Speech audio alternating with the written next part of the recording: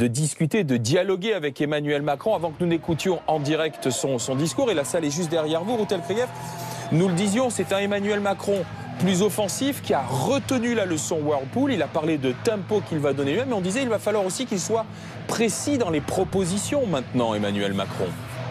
Oui, mais il l'a répété, il ne faut pas compter sur lui pour faire de la démagogie. Donc il a répété un certain nombre de solutions qui sont en fait déjà discutées en ce moment entre les représentants syndicaux, l'État et des repreneurs éventuels. Et en fait, Emmanuel Macron, il les a rencontrés ce matin et il est en train d'essayer de soutenir cette solution qui semble aller.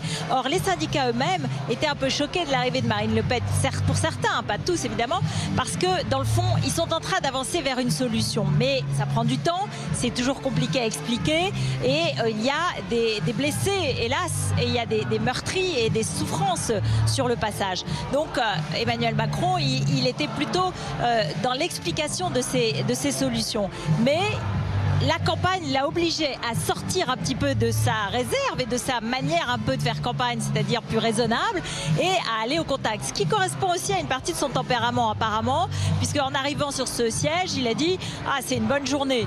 Donc voilà, c'est quelqu'un qui a aimé l'exercice, même si il a été challengé, il a été défié, et sur le plan de l'image, c'était pas du tout évident et c'était pas facile, parce qu'en fait, Marine Le Pen a réussi un très beau coup ce matin en étant bien entourée, comme je lui disais tout à l'heure, avec des ouvrières qui me disaient elle est simple, elle est naturelle, elle vient avec nous, on fait des photos, on bavarde. Donc voilà, ce que je crois, c'est qu'il a compris que la campagne serait bien plus dure que ce qu'il pensait, qu'il fallait lutter contre l'abstention, qu'il fallait mobiliser.